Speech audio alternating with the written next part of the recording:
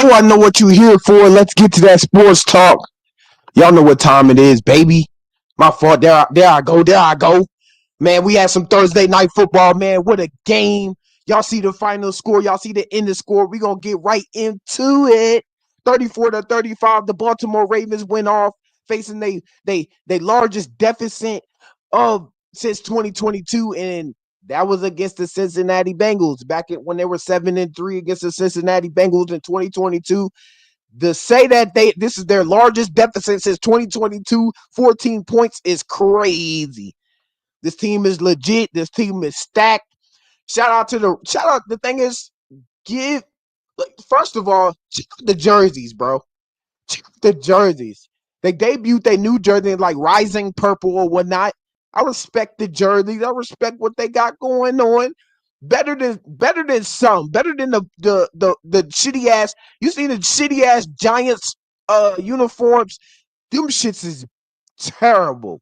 Them shits is bad, bro. I don't care what nobody says. But the Rising Purple go hard. You know, they got the little Ravens logo on the side. Tell me what, that might need to be they new logo. You feel me? That might gotta be their new logo. Lamar Jackson, man. Action Jackson. What you gotta say? Man? He definitely in the MVP conversation. Last year he had through 16 games, he had 24 TDs. He got 24 TDs through 10 games. So he's better than his MVP performance from last year. I don't know if anybody tops him. Like I said, it has to be Lamar in the front runner. Derrick Henry had a so-so game in this one. I think he had about 68 yards or whatnot. Not a crazy Derrick Henry game, but he wasn't needed. He's in the MVP conversation. He has 1,000 yards through week 10. Who else you got? Josh Allen. He's been balling. Jaden Daniels. He can win Rookie of the Year and MVP. He has to be in that conversation. Sam Darnold getting the team back to hurt JJ McCarthy being worried. To Sam Darnold balling out. 141.4 pass rating for Lamar Jackson, 290 yards. This man was shooting 3-pointers out there to Rashad Bateman. That's how bad he was cooking out that motherfucker. 4 TDs in the game. He had 3 of them in the fourth quarter.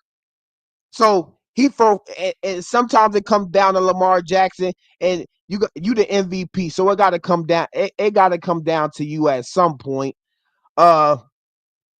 One time he danced along the sideline. I don't know if y'all seen it or whatnot. But the biggest play here is this. This is the biggest play of that day. Should it have been a flag? Should it have not been a flag? The 2-point conversion really kind of stood out. But it came down to they wanted to go for it. They lost in overtime the last game, so I don't blame them for not going for it. In those type of plays, in those type of situations, I don't know if you're the referee and you call a flag here, but I'm not calling it if I'm a ref, because in a certain point, in a certain type of situation, it's the game-winning play. You know what I'm saying? You're not going to get a flag on a game-winning play unless it's egregious. I mean, some Bengals fans, you could call this egregious, but in the first drive, y'all got a flag in the end zone, which set y'all up for a touchdown for Brown. Running back for the Bengals. He did well. Not really a name we really know. I still want to see Joe Mixon out here, but he on the Texans. But they just got Khalil Herbert through trade. Didn't really play in that game, but Brown stepped up in that number one running back role, and he proved why you shouldn't have signed a running back. But they don't want to give him a heavy load. You feel me? But y'all tell me if this a flag or this not a flag here. Y'all tell me what y'all think. Y'all tell me, you know what I'm saying? Wallace, bro, what's with him and toe tapping, bro? What's with the guy in toe tapping down the sideline? He went crazy. 84-yard play in the fourth quarter. One of Lamar Jackson's passing touchdowns in the fourth quarter. didn't really have to do much. Wallace did all the work. You remember the kick return. You remember the kick return in last year against the Rams. You know what this dude can do on the sideline. And like Lamar said in post game, on the same damn sideline he did it on, which was crazy. I feel bad for the Bengals. You put up in total yards. They put up 470 total yards. 470 total yards, and you lost, and you were up 14 in the first half. So unless Jamar Chase, they can't make no mistakes. They can't make no mistakes. They can't make no mistakes. And that's the problem with they defense, with their offense. I mean, not with their offense, but with their defense. Their offense been playing really well this season. Even when we played them, they were playing really well. It just came down to the sorry ass defense and not allowing plays, and they allowed a lot of plays in this one. He had 115 yards on the day, only 3 receptions, so he's not getting a lot of catches like that. So you got to get your opportunities when you can get them. When you're a guy that's not really favored to be that number one target. Y'all know who the number one target is. Zay Flowers. Mark Andrews with a touchdown in this one. That's one of Lamar Jackson's touchdowns. Mark Andrews came from the gutter because I thought Isaiah Likely was looking a little bit better than him, and they should move on from Mark Andrews. But Mark Andrews been scoring a touchdown in almost every game this season. So shout out to Mark Andrews in this one. Like I said, the 2 losses from the Bengals and the two losses against the Ravens that the Bengals had, they had 300 Joe Burrow had 392 passing yards, 5 total touchdowns. That's the game they lost in overtime. So that's the reason why they went for the 2-point in this one. Were they too aggressive? I don't know. They were going for a lot of plays, but when you're a team that's 3-5 and it's only looking down from here, you got to kind of go for what you got to go for. And they went for a lot of plays. Some of them they didn't convert. That's what kind of lost them down in the situation, down the pipeline, and that's what it came down to in a 2-point conversion. Yes, we could talk about a missed call. We could talk about all this stuff, but when it comes down to it, you were up 14 in this game. 428 yards passing for Joe Burrow and 4 total touchdowns in this game. Joe Burrow been balling this year, and if his record changed differently, we might just say Joe Burrow could be considered in the MVP conversation. But the plays that he's making are in the total yards that Jamar Chase is gaining, because we've seen the 84-yard play from Jamar. He went absolutely crazy in this one. Let's see how many yards he had for Jamar Chase. Almost 300 yards receiving, not passing. We're not talking about a quarterback. We're talking about a wide receiver here. 264 yards with 11 receptions. That's a dog right there. That's a big dog. And Jamar Chase going off the way he went off. We seen the 84-yard touchdown, but we seen Lamar Jackson convert over and over again. We seen a little 3-point shot. He shot a little 3-pointer to Rashad Bateman, and that was all she wrote for that one. Like I said, maybe it's the rise in purple. Maybe it's that rise in purple. But they absolutely went off in this game in Jamar Chase and Lamar Jackson. And they didn't even need Zay Flowers in this one. Like I said, Wallace with that total yards. Jamar Chase, 457 total yards between the 2 games, bro. That nigga is cooking. That nigga is cooking. And after the post game, he talked about he definitely wouldn't have expected this year to go as fantastic as it's been with Joe Burrow and him. He felt like he should have got the play at the end of the game. I think he should have got the play at the end of the game. If a guy has 264 yards, I'm going to my guy who has 264 yards. Fuck the tight end. Yes, he got held. Yes, he got pass interfered. Yes, Joe Burrow got hit in the face a couple times in the game. But you got to go to Jamar Chase. He's one-on-one in the back end. Maybe it's incomplete again. Who knows? But a quarterback is going through a lot of things when he's going through his progressions, especially in the game-winning play. And you know how the defensive line can get after you, and Matt BK and those guys getting after the football. And they definitely got after it. They lose their guy Kyle Hamilton to an ankle injury in late in the first half. Hopefully they can get that guy back, because in that game he was making plays. I seen a deflection from Kyle Hamilton, but shout out to him. Hopefully he gets he recovers and he can get back on the field. But that man right there, this man right here, he had a fucking game. 457 yards between the two games against the Ravens. And you really can't blame it on the offense. They put up 4 TDs. Joe Burrow goes off, throws for insanely amount of yards. And that's all you can ask for. But your defense has to come up and do something after being up 14. And that's all you can really ask for, is give your team a chance. They gave their team a chance at the end of the game. As you can see, maybe you could call it a flag, maybe not. You could not call it a flag. I don't know. Like y'all said, it's a game-winning play. You're not going to get every call. And like I said, on the back end, Jamar Chase, you didn't get it to him. But like I said, Joe Burrow is under a lot of duress in this game down the line. Yeah, completely went off. Lamar Jackson is now 10-1 against the Bengals. Against Joe Burrow, I think he's like 6. I think Joe Burrow's like 6-1 against the Ravens. So there's really no rivalry there at all.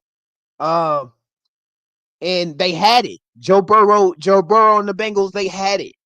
Only up by 14. You expect them to finish the game going down the line, especially the way Jamar Chase and Joe Burrow were playing in that game. So I feel bad. They're playing really good. They're just losing games. That's it. It's just the defense, and that's the problem with your ownership and with your team. You're being cheap. Go out there and get some defenders. Why not be buyers at the trade deadline? Why not? Y'all just expecting to be good in the second half of the season and going into the playoffs. Honestly, I think they might miss the playoffs. Maybe they could get into a wild card position. But other than that, they might even miss the playoffs if they cannot get some wins here down the line and their defense can't shore things up. So you might have to be buyers in the offseason. Whoever's contract is up, y'all got to put some players on that defensive side.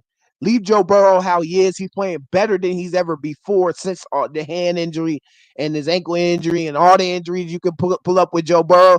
But he's been consistent in this game this week.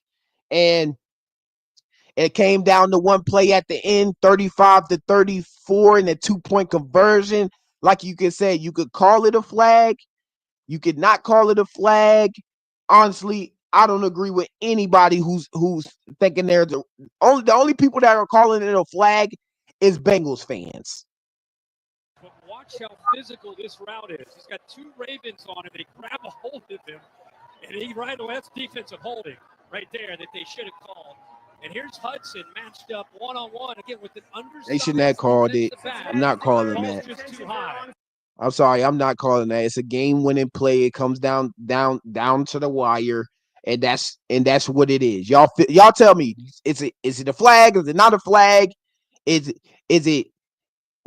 Should they have got another chance? Should they have not gone for 2 points anyway? Just go into overtime. Maybe y'all win this time in overtime, because y'all played a hell of a game in Joe Burrow and the Bengals. Next game, they have the Los Angeles Rams. Puka Nacua going through some sort of injuries. Who knows? But they got Cooper Kupp back. They've been looking well with the team they have. So the Bengals they're gonna have to shore up a lot of things here, and they're gonna have to win games. That's all it's gonna have to come up to. With the Los Angeles Rams, they ain't no shy away. So they're gonna have to play that team tough. I expect Joe Burrow and Jamar Chase to kind of do the same thing they've been doing. No T. Higgins in this game. They kind of played a factor. They might have could have won if they had T. Higgins, but might, woulda, coulda, shoulda, all this, all that. Y'all came down to one play. Y'all couldn't convert, and that's what lost y'all the game to move y'all to 4-6. Did we expect the Bengals to be 4-6 like that, to struggle like this? No, not at all. But when your team is cheap and they're not trying to pay guys, that's the result you're going to get. Ravens at Pittsburgh, November 17th. That's going to be a legit one. I know we got to play Pittsburgh this weekend. So my brother, shout out to my brother, Devin. He's a Ravens fan. He went up to the game actually on Thursday, and I know it was lit for him. We got to do one. We got to do a solid for the Ravens and try to get this dub against Pittsburgh this weekend. But they go up against Pittsburgh. They next game. I think they got a bye week now. So, and Lamar, he can get a lot of rest here and come back and try to finish his MVP season. You know what I'm saying? He might win his third MVP. That would be the first ever player to win 3 MVPs if he doesn't win the Super Bowl. Not a great stat, but 3 MVPs to 3 MVPs, and he's definitely a Hall of Famer, first ballot when it comes down to that time. Like I said, there's nothing really much you could do, but they came out with that. When it came out with that win, the Bengals got to figure a lot of things out. Ravens win in the rising purple uniforms. They get it done. And that's all you can ask for. They played a really good game. But next up, in our next topic, we got some Greg news.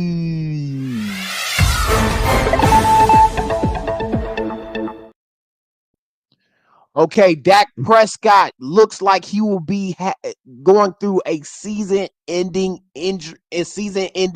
surgery. Doctors have to look at it or whatnot to figure out if he is going to play, if he's not going to play. Suffered the injury last game, partial tear of his hamstring, almost off the bone. So he might need to get that injury recovered. Team is really not good right now. They're 3-5. I know a lot of Cowboys fans had a lot of hopes for this season. I mean, Jerry Jones didn't give them a lot of hope, not adding a lot of players, and decided to give up a 4th-round pick for a guy we didn't know and was on the bench the whole season. But this is a big devastation to the Dallas Cowboys coming down the line here and losing their franchise guy in Dak Prescott, who you just paid. This is not Dak Prescott's first season-ending injury. Remember the snapped leg. Don't want to go back too far on that because it was a nasty, nasty situation. It's over for the Cowboys, man. It was maybe, like I said, last time Cooper Rush came in there, and y'all tell me who y'all want to see. Do y'all want to see Cooper Rush, or do y'all want to see Cooper Rush? Sorry. Do y'all want to see Cooper Rush, or do y'all want to see Trey Lance? Trey Lance said he's ready to go. He wants to play. Hopefully he gets in down the line. Do y'all want to see the young guy, the young buck that y'all picked up in there, or Cooper Rush, who then won y'all some games coming down the stretch?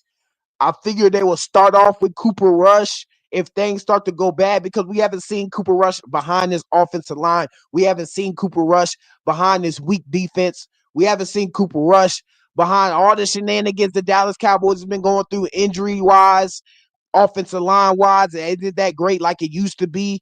Defensive-wise, it's definitely not that great as it used to be under Dan Quinn. Shout out Dan Quinn, baby.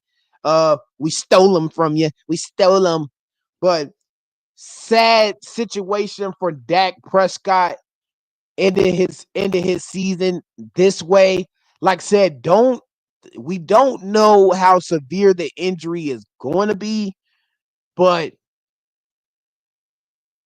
it looks like it's pretty bad. It's partially torn off the bone. So that's what you can say about that. I mean, the season was over before it even started anyway. But here's a good look at the injury update. A pretty rare mechanism. Let's break this down. Notice this awkward throwing motion and how he doesn't completely kick out that right hip into extension after releasing the ball. And then you see him grab the upper part of the right hamstring. The right-handed quarterback hit. And the crazy part, Dak Prescott sustained a hamstring tendon avulsion injury on this play last Sunday. The crazy part is how do you tear your hamstring on a throw? You throw balls. No diddy. You throw balls in your backyard every single day. You throw balls for a living. No diddy again.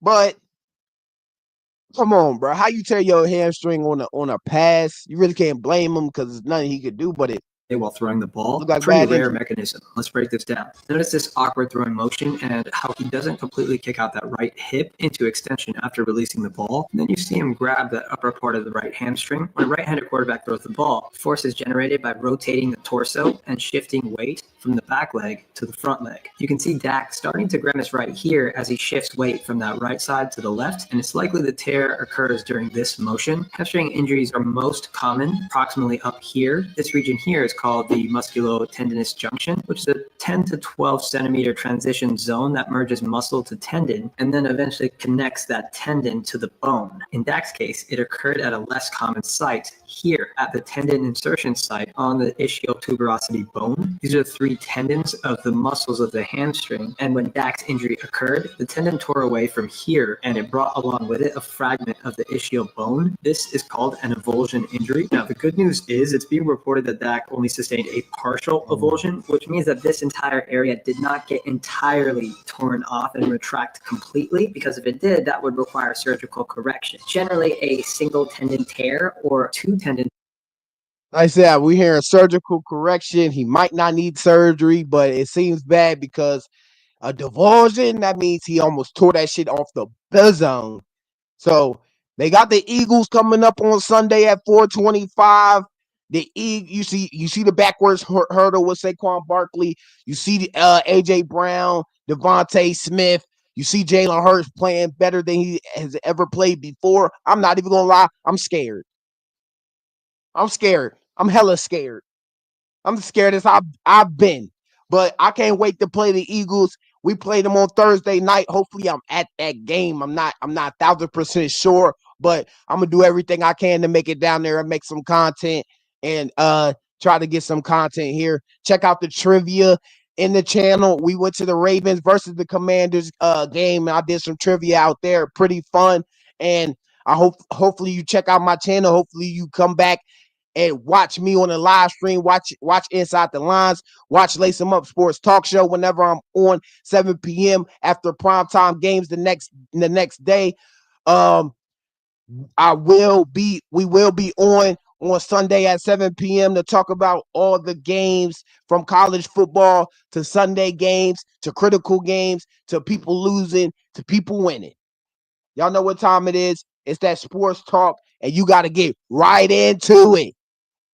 But Dak Prescott looks to be out for the season. Y'all tell me if y'all want Cooper Rush. Y'all tell me if y'all want Trey Lance.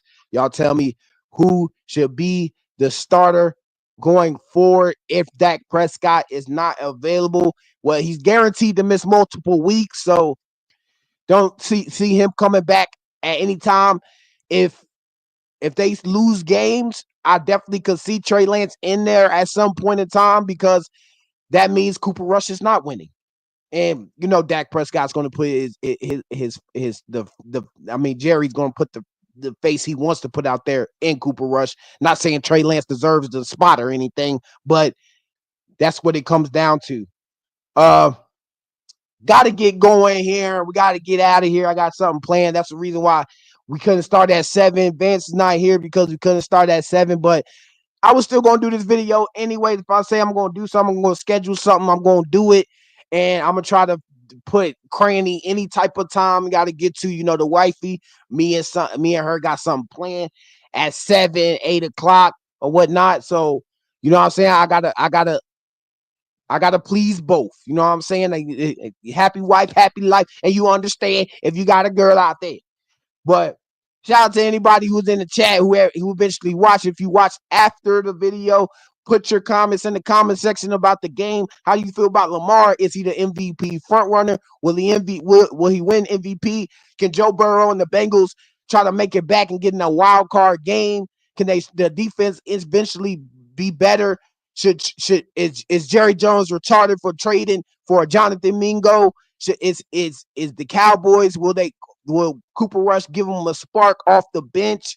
Who knows? Put it in the comment section. I will respond. Shout out to y'all for watching this live stream today. Sorry it couldn't be longer. I wish I could go longer, but you know what I'm saying? Real life, sometimes in real life, it just happens. So thank you for watching today. God bless, baby.